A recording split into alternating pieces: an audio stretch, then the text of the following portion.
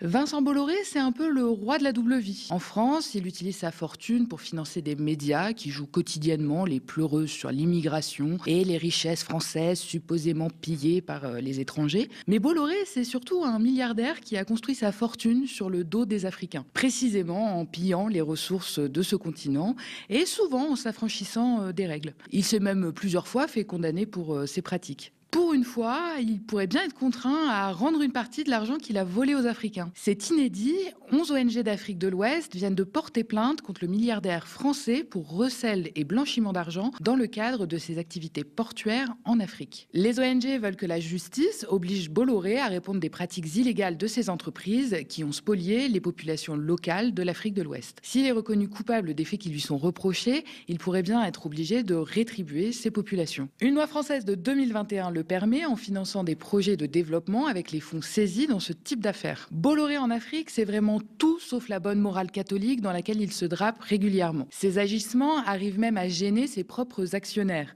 L'année dernière, l'un d'entre eux l'a même accusé de bafouer les droits humains dans ses plantations au Cameroun. Salaire de misère, violence, harcèlement sexuel et même des viols ont été dénoncés. Malgré des dénonciations répétées, Bolloré continue de fermer les yeux, ce qui a poussé l'un de ses actionnaires, le fonds norvégien GPFG, à lui donner l'ultimatum de 2 ans pour changer la donne. Pas très à l'aise, Vincent, quand tu lui rappelles ses agissements en Afrique. On se souvient d'ailleurs de Louis Boyard s'attirant les foudres de Cyril Hanouna, le chien de garde du milliardaire, après avoir accusé Bolloré de déforester le Cameroun. Aujourd'hui, en France, vous avez 5 personnes qui possèdent autant que 27 millions de personnes. Et les 5 personnes les plus riches, ce sont les mêmes personnes qui appauvrissent la France et elles appauvrissent l'Afrique. Je vais vous donner l'exemple rien que de Bolloré, qui a déforesté le Cameroun. L'exemple de Pouyanné, de chez Total, qui est en train de faire un projet au Ouganda. Le type refuse de taxer les super profits.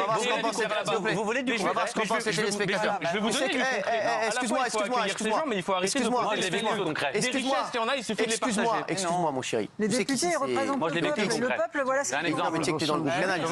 Donc ici, tu viens de parler du groupe Bolloré. Tu sais que tu es dans le groupe Bolloré ici. Ouais, Bolloré, il a un procès avec 150 personnes au Cameroun au sujet de la déforestation dans l'huile de palme. Qu'est-ce que tu viens foutre ici alors? Mais j'ai aucun problème. Parce que Bolloré t'a donné de l'argent, parce que t'es chroniqueur ici. Et j'ai aucun problème à le dire. T'as aucun problème à travailler pour nous. Attends Cyril, attends. Est-ce que tu es en train de me dire que j'ai pas le droit de dire publiquement que Bolloré, il a un procès avec 150 Camerounais parce qu'il a déforesté et t'es en train de dire que j'ai pas le droit de dire pour une chaîne? Non, mais dans ce cas-là, boycotte la chaîne.